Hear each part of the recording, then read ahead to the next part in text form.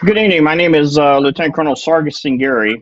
I am the Republican nominee for the U.S. Congress in the 9th Congressional District of Illinois, and this is New Paradigms. The New Paradigms is a program that I started. This is the first inaugural broadcast that we have, which is to discuss topics of importance with the various different members of the Illinois GOP and very key players when it comes to what we are going to be dealing with we go forward in the 2020 election. New Paradigm will take a fresh new approach into all the topics that are at the table at this time. These are the approaches that are needed to be examined from presidents of nations to the presidents of the local grocers, associations, and all that is going on as far as what we are facing with the new paradigm of building the local, national, and also at the same time the global economy, health, security, education, and exploration together of the various different topics that affect us on a daily basis. For today's broadcast, I have two wonderful guests that have been friends of me for a long time. Ms. Charlene Foss, who is the Maine Township Republican Committee woman in the 9th Congressional District and the State Central Committee man, and also Susan Sweeney, which is a Deputy Maine Township Republican Committee man. She is also a former deputy for the 9th Congressional District for the State Central Committee and a former Republican state rep nominee. Before I welcome both of them, I want to make sure that we have an opportunity to discuss what is happening in our city today. Of course, as we know, Mr. George Floyd was killed on May 25th, which has affected a change with new paradigms that we are looking at going forward, what happens with race relations in our nation, and how we can finally be able to address some of the inequities that have been perpetuated by existing political system that we had to deal with under the current incumbencies, to include the one that has been in this district for 20 years, which have not taken any steps to address these issues. So with that, sir, Charlene, Susan, welcome to the New Paradigms program, and thank you for being here today. Thank you, Sangari. Thanks for having us. I wish Char, we give me a topic that was, a little less, devastating than the one we're addressing today. It's unfortunate, but Char and Susan, as I said in the opening remarks, it's a reality of what we're dealing with, and it hasn't changed. It hasn't changed in 40 years. It seems like we repeat the same mistakes every 20 years. But I wanted to know if there's been any updates that you could present to us from the Illinois GOP, especially with what the president has recently just talked about. I think it was approximately half hour ago. And maybe we can start somewhere.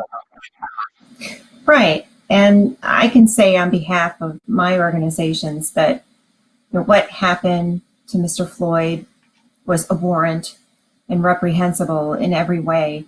And from everyone I've heard speak about this, politicians, elected officials, just ordinary citizens, everyone is upset by what happened and how wrong it was. And we all universally agree on that. And already the wheels of justice are turning, and the primary perpetrator has been charged with murder. I know the investigators in Minneapolis are looking at the other 3 officers who were there and took no action. And I think, too, they have some culpability, and we all agree on that. So I think we're responding as a nation the way that we should. We're condemning that kind of activity.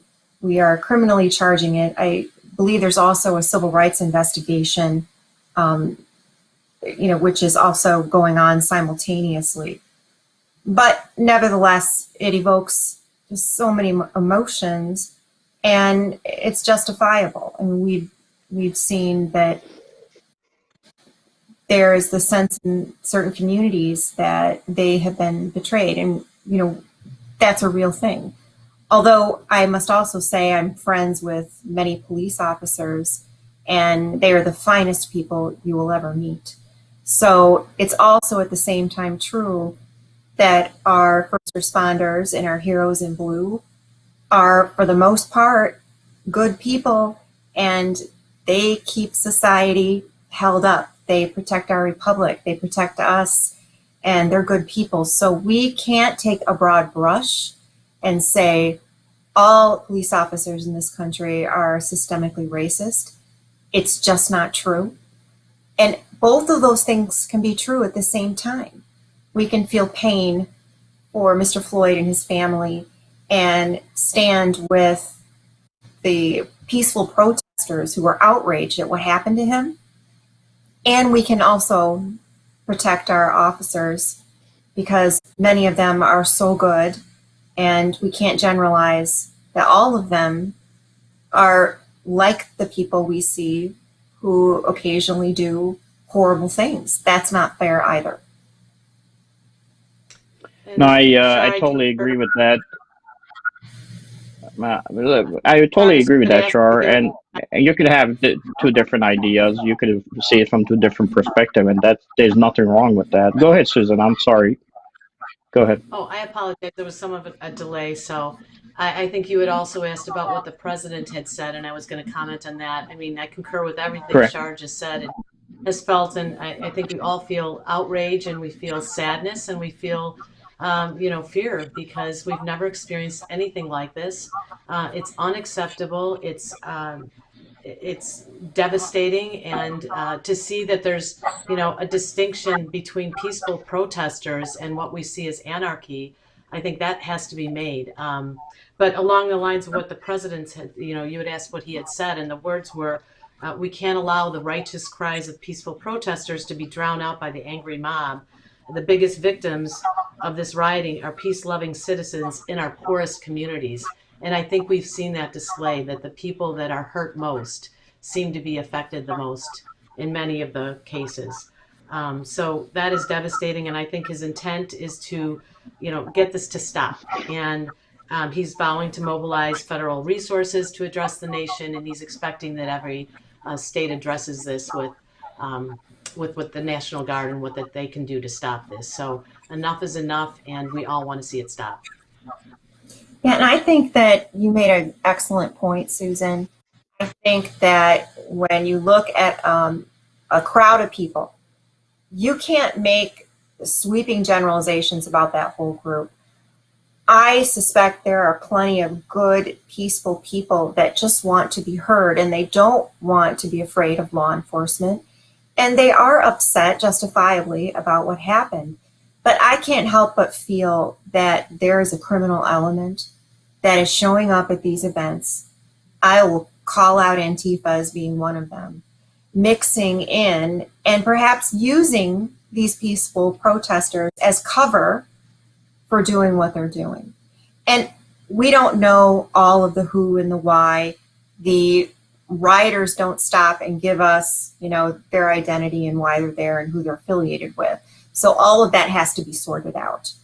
But this isn't the America I know, and it's certainly not reflective of the people I know who protest in Martin Luther King's, legacy, who support the dream that he had, and many of the people in Black Lives Matter. So I want to know a little bit more about this criminal element that's burning down our beloved cities all over the country, and how we can figure out who those people are and stop them. Because we care about the First Amendment, we care about rightful assembly, but we also can't let our communities be looted and burned and have families and business owners with everything that they put their lives into destroyed. That's also unfair and can't happen under a nation with the rule of law. No, it can't happen. And look, I've said this multiple times. I've been asked. Mr. Floyd is an American citizen who, while in police custody, lost his life. He was killed, period. That's why the officer in charge who killed him is now being charged with murder. Now, Minnesota has a different reaction to what level it has to be. They're looking at it from a third degree murder charge, but that is something that is tied specifically to how those states handle these particular incidents. Now, I will tell you, I've fought downrange. I've fought against enemy combatants who have tried to kill me. If I had done that to an enemy combatant and he had died under my custody, I would be charged with UCMJ, probably for murder, and I would be sitting in Leavenworth right now. So the fact that this has happened to an American citizen, and I don't say, what is the color of that American citizen, we should be all afraid. The reason being because if the police, which is the first authority or representation of the government of the United States, is able to, while you're in their custody, kill you, in this case, it is something that we should all be afraid of, because that shows a level of authority, especially given what we have gone through for the past few months, from governors issuing orders or against our First Amendment rights, Second Amendment rights, Fifth Amendment rights, and almost a violation of every other amendment you could find in the Constitution. This is not the path we want to be on. And frankly, from that perspective, it is something that concerns all Americans. So we have, two competing rights. So one of them is that we should all have the right to feel safe when police approach us or in police custody, and we absolutely have to have that trust in our law enforcement. But at the same time, if we demonize our law enforcement, then where's the first line of protection for us when there are lawbreakers who threaten our personal property, our cities, and our personal safety? We need them too. So what do? If they're, just completely made impotent, then there is no law enforcement. So we have to walk a line here, and I think the way that we do that is by determining who is really responsible for what we've seen unfold in the last 48 hours. And Sargis, I think you had some thoughts on that as to what could be done with police and on a national level too. Yeah, I have some thoughts, and I wasn't really sure how we were going to flow with our discussion, so I did queue up some things on who is responsible based on what I've heard from the president speak and what people have asked me when I've spoken to individuals in my district. But the first point being, look, one thing we have to do at the policing level, and this should have been done a long time ago, is that policing is local, okay? However, with that said, the way we recruit, the way we train, the way we retain doesn't have to be local. We can have that at the national level. You're not making the police a national tool. You don't want to do that. You want it to be within the local jurisdiction. In the case of Chicago, the Chicago police take their orders from the chief executive, who's the mayor of Chicago. She's the one who gives them orders. A lot of those orders, though, and people don't understand this, are more based on the policies of politics that are driven. So when the mayor of Chicago puts those policies out, they have to be translated to some kind of an ordinance on the ground at the tactical level for the police officers to execute. So you're always going to have that discrepancy, and that should remain in the hands of the local elected officials, in this case, the mayors, like the mayor of Chicago. With that said, though, that doesn't mean that we cannot kind of use a process by which most of these local jurisdictions get federal dollars anyway, for them to be able to maintain their police force structures or add to those numbers. At least they'll get the recruitment, the training, and the vetting process done at the federal level, which will alleviate some of the friction points. You can at least try to get rid of some of what we would call the bad apples who cause these problems for us at that level. And then with better training at the federal level, you can identify some of the things that are happening across the continental United States, bring those training resources in, and be able to get a better product coming out of our main trainings that, as far as the police is concerned, prior to they're committed to wherever their local jurisdiction is going to be. And I think that's one thing I would add. It's just a small portion, but I think if we're going to be paying taxpayer money, we might as well use that to ensure that we've covered all the bases of all the issues that reside within all the jurisdictions that these police officers have to work in. The other thing I would add to it is the fact that if you think about it, a lot of people don't understand, the police itself is really not there to protect your personal property or to protect you. And Supreme Court was adamant about this. And the reason why Supreme Court was adamant about this in their ruling is because if the police officers were tied to just being at the service, beckoning of securing property and the people in a city all the time, there would be opened up. There would be multiple lawsuits that would be opened up to. The job of the police is protecting government, the local government, and represent them and execute the orders that they pass. If the city of Chicago decides we're going to take an ordinance off the table, and you call the police on 911 call, say, "Hey, I need help," the police doesn't have that requirement sitting on the table because the politician has removed it, then guess what? The police are not going to engage there.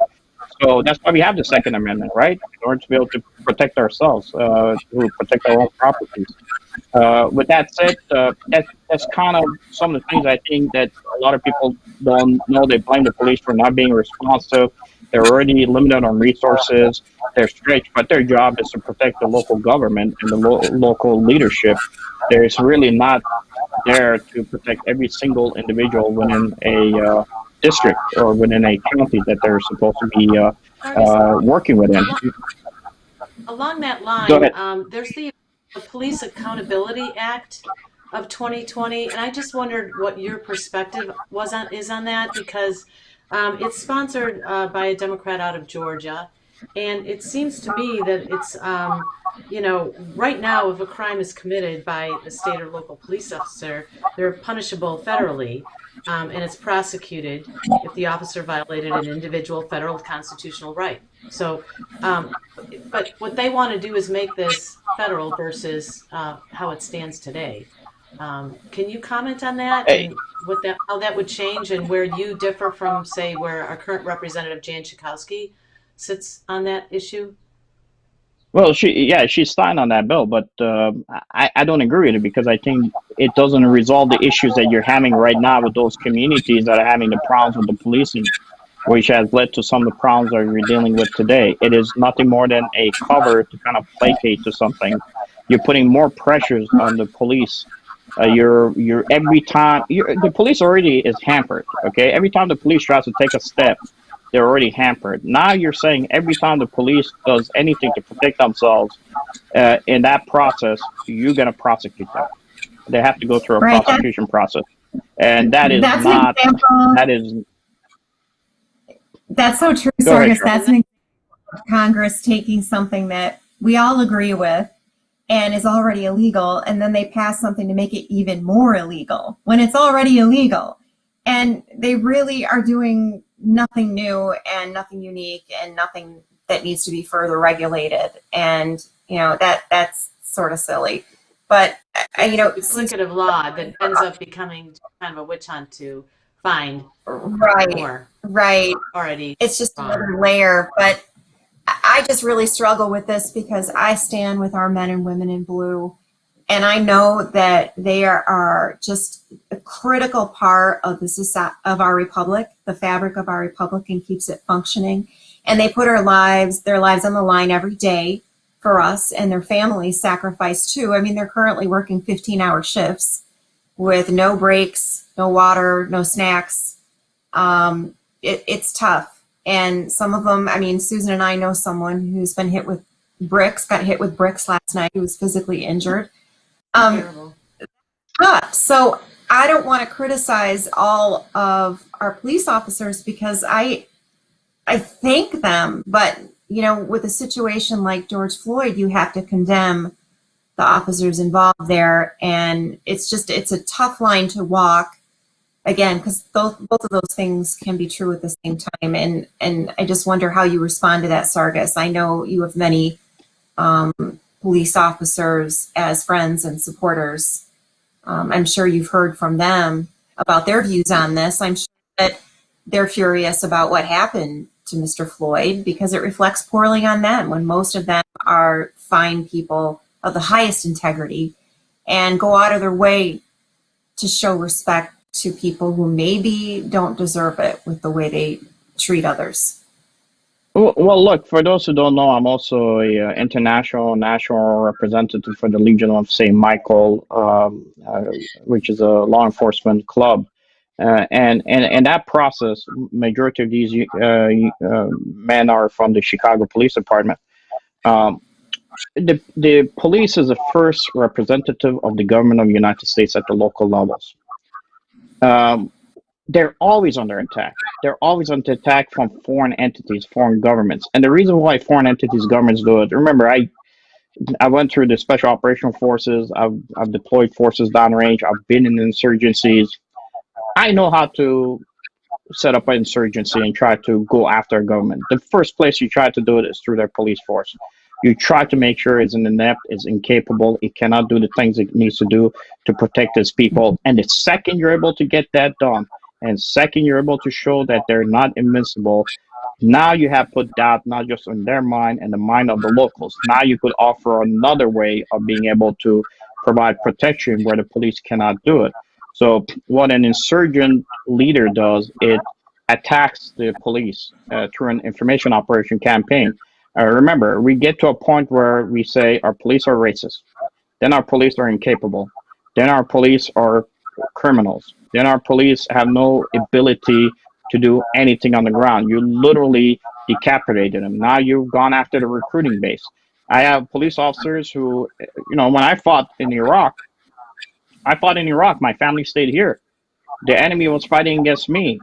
I didn't have to worry about the enemy coming here and trying to target my family.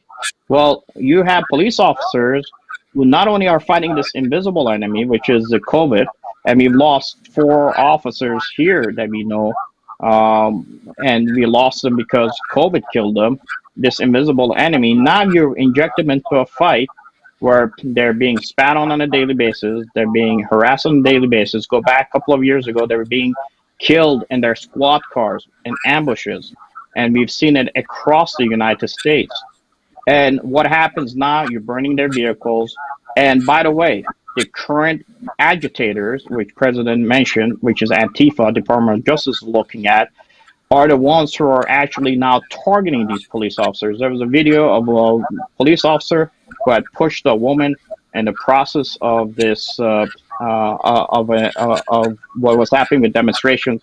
Not only did they go after his Facebook page, they went after his girlfriend. They put out his address and they put a price for him to be killed. Okay, you just destroyed the recruiting base. And now here's a politician, as you mentioned, the bill you just read, Susan. What is a politician doing? The politician is now coming up and introducing bills to furthermore go after them. And this politician is literally destroying the ability of the police to be a functional unit to protect the United States government. And the only reason the politician does it is because it wants to placate to their, whatever they believe is their base or their echo chamber, because they painted themselves through special interests and dollars that they tied to these particular positions. I know as we were talking, Sim Production is the one that is actually producing the program today. They put a couple of pictures on. But I wanted to initially talk about this, and I'll talk about a little bit more on the relationship of what we were talking about with Antifa. But I'll let you kind of put your comments in there too, Susan. Well, I appreciate what you said. I mean, we can't be thankful enough for the men and women in blue for what they do for us. So I think what you said was very well stated. And moving on to a couple of other things, if you don't mind, I did have some questions about bills, and maybe we could talk about things that are going on in Congress today. So we know that Nancy Pelosi just gave away those, proxy votes brings in the ability for people, our legislators to not show up in Congress. And to think about that and what we expect in our representation is devastating to me, to think that we have elected officials that we've entrusted to try to represent us, in Washington, that are now able to just be home and cast their vote in a single vote with Nancy Pelosi. So comments on that, on the proxy voting and any of the other things that are going on in Congress too? I know we only have a couple minutes left, but the HEROES Act, which is will be dead on arrival with Senate, you could comment on that as well. Look, the problem is you're funneling yourself into these little niches and groups where you're actually advocating your leadership role. I have a representative that is in my district. That representative is supposed to represent me, not have another representative from another district in another state be the main speaker for them. It doesn't work that way. However, the problem is when we have these certain organizations that pop up and try to bring civil justice, civil organizations to our nation, is a failure at the legislator level, because these organizations are populating in our country is because the legislator doesn't want to take that step. So what they do, they push these organizations to the forefront, say, you go fight the fight that I'm supposed to fight in Congress, because I want to make sure I just retain my seat. I don't agitate anybody, so I can get the votes I need to stay in a couple of more years at a congressional level. And it's unfortunate that this is what they have done. We have gotten to a point where the representatives just do not represent the people of their state, and they don't even want to do it anymore. It's so blatant. They'd rather just give it up to a leadership that has been elected through processes that nobody knows what it is, except for the fact that if you keep me in power, I'll be able to tie you to special interests and keep you in your particular position. Charlene, I think you had that question on the. I asked about the HEROES Act, but I think even more importantly to many people right now that are feeling the pain with COVID and coming back into the workforce and coming back to work and knowing that there could be the liability that employers and small businesses might be concerned as they're having with their employees coming back to work. Mitch McConnell is putting a bill through that's going to try to protect those small businesses against any lawsuits and the trial lawyers that might be out there thinking that, you know, anything as it stands could actually be a risk to them and a lawsuit to them. So can you comment on your perspective on that? Listen, it doesn't fix our issues and problems. It's just, again, it goes back to the special interest fights that are taking place internally. We cannot be passing laws based on the fact that we're 5 months away from election and try to force. A lot of these bills are not going to even make it through the process. The people who introduce them understand that they won't. It's sad that they do this. They do this on purpose. They want to say that I'm doing something. At the end of the day, as long as they can say I did something, that's all they care about. If you go ask right now, most individuals, even in the 9th congressional district, name me a bill that this individual has passed. They would have to Google search it to know what bill the person may have passed or been a co-signer on. That's it. They can't even name the committees that their representatives are representing. But yet that person sits there for 20 plus years. And then they hold on to death grips to their chair. When they die, a family member replaces them. This is not what the founders had put in place. They wanted to see a rotation of the individuals come and go so that every citizen would have an opportunity to understand how its government operates. But it is what it is. So, let's see what comes out from the HEROES Act. Let's see where it falls as far as the debates are concerned. And then I'll be able to give you a better perspective on it. But Charlene, I think you had a question again on the various different groups that are operating here. As I said, with these bills, Susan, because they just are funneled, there's a problem you run into. Right. It bothers me that there could be, like I said, criminal elements, anarchists, foreigners who want to overthrow our wonderful republic, and they're mixing in with these peaceful protesters and using their Black Lives Matter message as a shield for what they're trying to do. So it almost feels like a revolution is afoot. And I know with your military career and your expertise, and having lived through a revolution in Iran and experienced it in other places, and your knowledge of insurgencies all over the world, what you could share with us about that. I just keep coming back to that issue that there's something else going on with these riots and looting, and you can maybe pull that all together for us. Yeah, I could talk a little bit more about it. I know that usually we've talked about going half hour with our programs, but because today was the first inaugural, we will have more time to discuss these issues. Uh, uh, I think, Fred, if you have a chance, put up a video that is a young lady from Black Lives Matter and how she's confronting these Antifa folks, if you may, if you have that in the queue, because I think that speaks volumes to what is happening right now with the protests. Sit and look. I want you to know this is not. Don't police people's way of Let me tell you this. themselves. This is not a black woman who's put in Black Lives Matter. I just want you to know that right, but y'all doing that for us and we ain't asked you to do that. Listen, don't spray stuff on here when they gonna blame black people for this and black people didn't do it. Yes, a black person. But if we wanted you to do it, we would have asked. They not gonna show y'all faces when they see that on their building. They gonna blame that on us. Y'all are part of the problem. News come on, they gonna say we did that. We didn't do that. Stuff like this ain't right. Stuff like this ain't right. That's what the problem is. We out here standing together peacefully, protesting without any problems. You got people of all races spraying on buildings talking about Black Lives Matter. That ain't even us. You got police officers coming to a peaceful protest spraying gas on us. We ain't even did nothing. Don't let the media fool you. When they see the vandalism on these places, know that it wasn't us. And when you see stuff like that, you're supposed to stand up and say something. Don't spray on these people's buildings. That's not our message. That's not helping nothing. And then putting it on us, and then want to argue with us and say somebody black asked you to spray.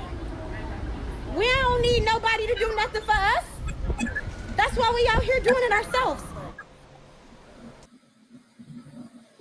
See, that makes sense to me, because why would you take your message and then show people that you're, these violent, do violent acts and undermine the entire thing?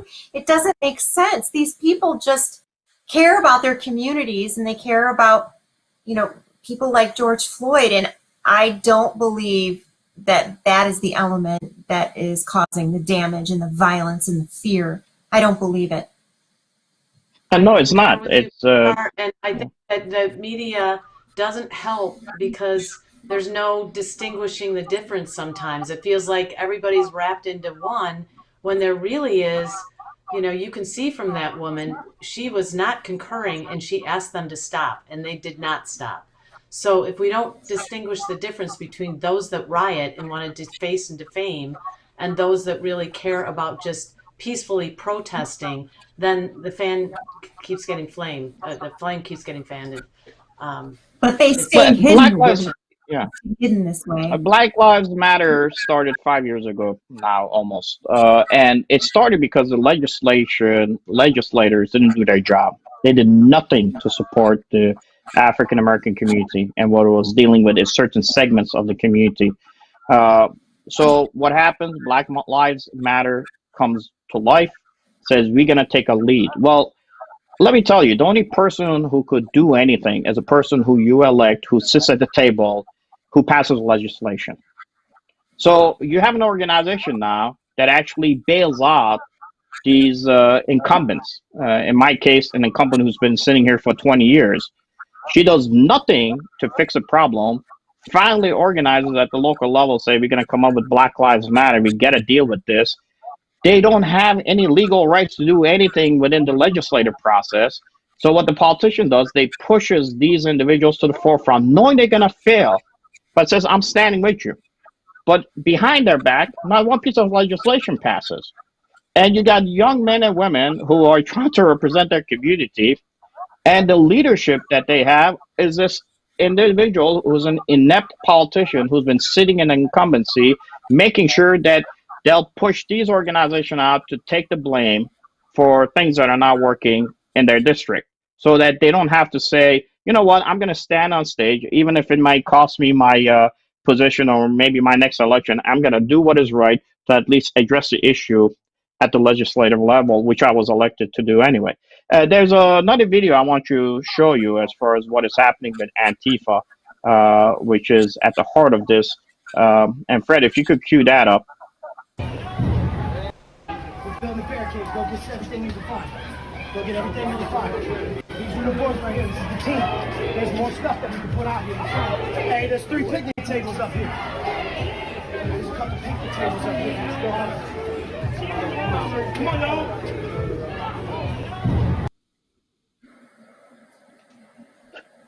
So you see what's happening here is Antifa, right? This is a standard. This is what they do.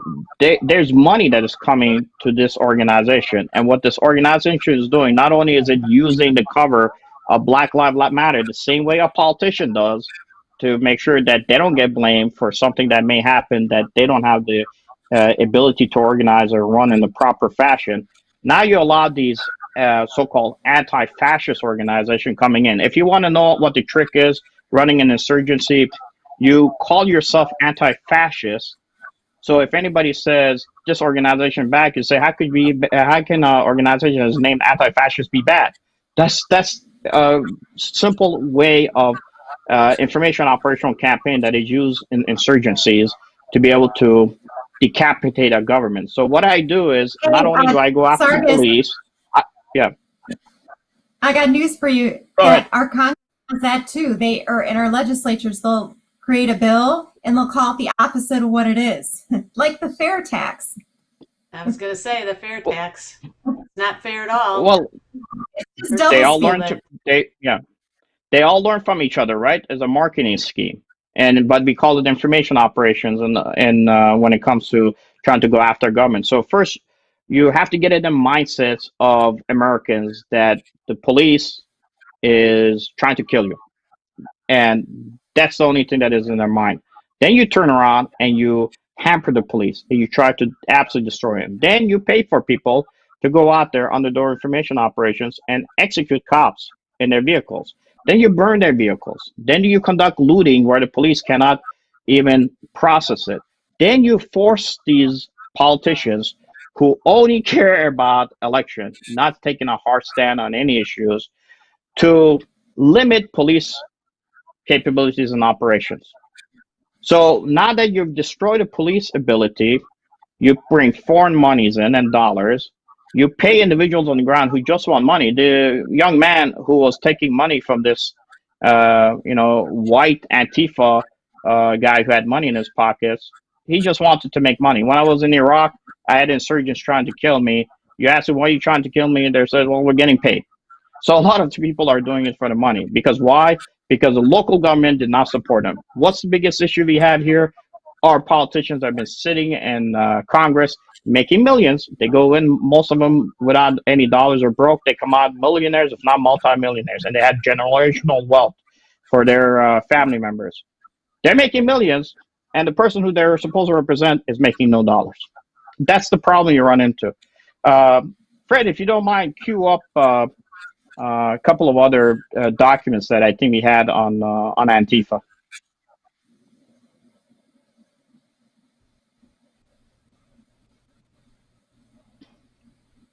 So this is Antifa, right? Take a look at this picture. This is a protest out of Seattle. If you notice, there's an individual over there who's basically pouring fuel on this fire. When we talk about foreign government capabilities, we have in the United States facial recognition. Now, I know facial recognition will be debated in circles as how accurate is it. You could take almost 400 images, go through them, have an expert look at it, and come up to what he thinks is the best guess of who this individual might be. When you put a lot of the folks that are through these facial recognitions, there's also another piece that ties into it. What is happening today on global stage? Guess what? China is trying to crack down on Taiwan. If you take a look at some of these photos and some of these imageries, and this is something I have recommended many times for our police officers here to maybe adapt and use is facial recognition of these individuals that are important for us. Now, what is the government doing and most local authorities? They're trying to hinder the use of facial recognition. They say it's because it's anti-American. But if you get a guy who, if you look at that picture, and I just put it through a civilian facial recognition, and I'm getting a 40% ping on possibly his ties to CHICOM, which is the Chinese Communist Party. Now you've introduced not only a disturbing element, which is this fascist element, which is known as Antifa, because they're really not anti-fascist, they're fascists. They're nothing more than the brown shirts and the black shirts that the Nazis and the Italians use. It's a simple thing. These individuals now have a possibility of being even tied to Chinese operatives that are operating and fanning the flame. None of these people care about Black Lives Matter. Black Lives Matter to them is just use it as much as you can in order to be able to blame them, destroy the narrative of trying to get peace when it comes to social justice in our nation. Here's an individual, and that's his blog, the Forgotten Foreign Fighters, the PKK in Syria.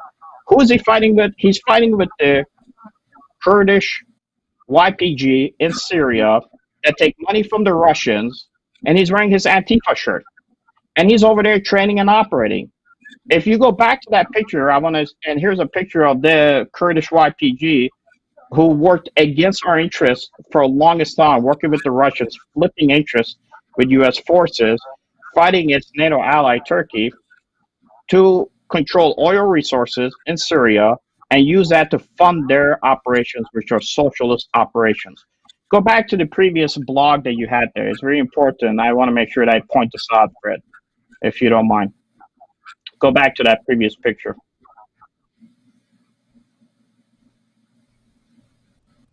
If you read what it says here, read his blog, okay? This is an American who is tied to Antifa, who went there for training. And it says, the report lays out the background of the Kurdish Workers' Party, PKK. The PKK has used terrorism and mass killings against its opponents in Turkey, a NATO ally, particularly Kurds, killing other Kurds who oppose it, and create a vast apparatus in Europe to help fund its insurrection. Okay, these people have global dollars that they're connected to. It is possible that they're operating with CHICOM, which is the Chinese Communist elements. We talked about in 2016 that the Russians were trying to help Trump win. Well, here you are, you have Antifa guys on the ground causing every possible problem to rewrite the narrative in the United States about the current election, trying to make our economy fail, trying to create hate between race relations, trying to get us to the next level, which is a revolution, doing the 5 months away from possibly electing the current president. Here's the names, and if you take a look of the law firms that are on the books by Antifa, and this is just a sectional of it, that are there to support Antifa operations. If you could go to the next picture.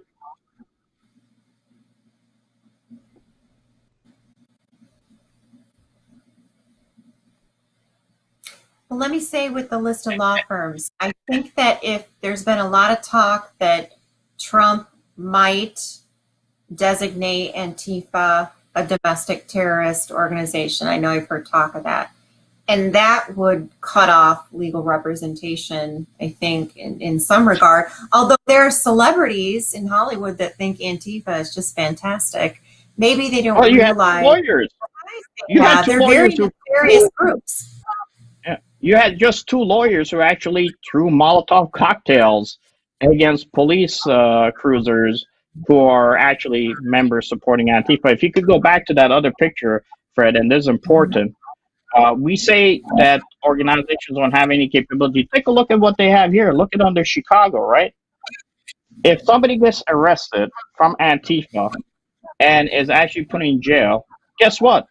You have a law firm, you have funding that is coming from foreign governments, possibly funneling into your pockets. You have new social media to use. You got guys on the ground in that video you saw that is giving cash handouts. And by the way, you have individuals who are going to pay to bail these people out. Under what guise? To say that they're part of Black Lives Matter, although they're not part of Black Lives Matter. If you could go to, I think it's either a next video or picture, Fred. And I had put these in the queue because I knew we probably were going to speak about this. So, look, this undercover videos produced by discredited conservative activist James O'Keefe suggest it was Democratic operatives hired political activists working in coordination with the DNC to instigate violence and incite reactions at Trump rallies. And in one of the undercover videos, Scott Fovel, a subcontractor for a DNC-hired firm called Democracy Partners, supposedly explains just how he does it. There's a script. Okay. There's a script of engagement. Sometimes the crazies bite, and sometimes the crazies don't bite. When they're outside the rally, they're more affected out. They're harder to get in. The media will cover it no matter where it happens. I assume it's always in the rally. Initiating the conflict by leading conversations with people who are naturally psychotic. I mean, honestly, it is not hard to get some of these assholes to pop off. Right.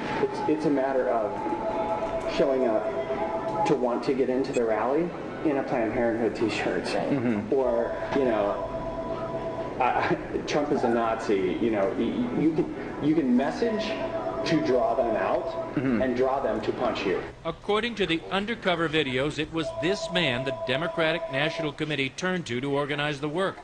Bob Kramer is the husband of Illinois Congresswoman Jan Schakowsky.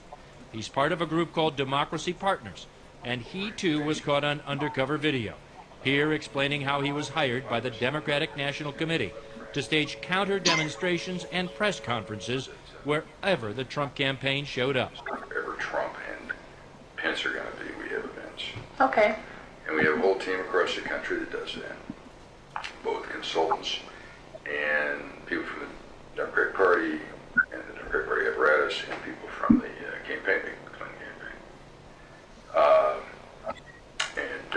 My role with the campaign is to manage all that.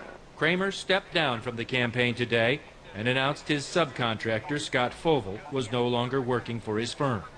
Both the DNC and the Clinton campaign deny any coordination with anything involving the incitement of violence. Kramer himself told CNN his former contractors were committing barroom talk, insisting none of what is being described by Fovel ever actually happened. In a statement, Kramer writes, "We regret the unprofessional and careless hypothetical conversations that were captured on hidden cameras of a regional contractor for our firm. He is no longer working with us." The Clinton campaign response, while Project Veritas has been known to offer misleading video out of context, some of the language and tactics referenced in the video are troubling, even as a theory or a proposal never executed.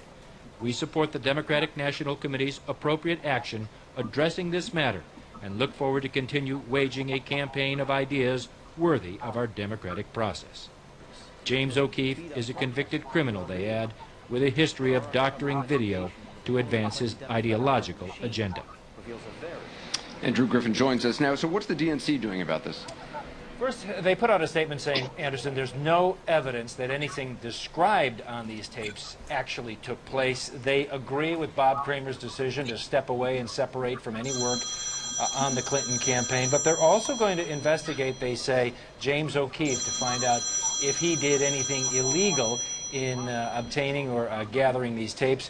We also did just get a statement in from Democracy Partners. That's a group of partnership, basically, that works on Democratic campaigns. They said that we were breached and betrayed, but still standing, and we condemn, violence and election tampering in all forms. So isn't that interesting that the DNC and the Clinton campaign deny any knowledge of that, yet now after 3 years of the Russia hoax, we know that they funded the dirty dossier to create dirt for an excuse to cycle over and over again to investigate Trump during the campaign. and keep that investigation going to hamper his first term. So those denials ring hollow now with knowing the kind of dirt that they're capable of. And it's more infuriating now, and especially infuriating involved in the rioting and looting that took place. You know, there's the old saying, the enemy of my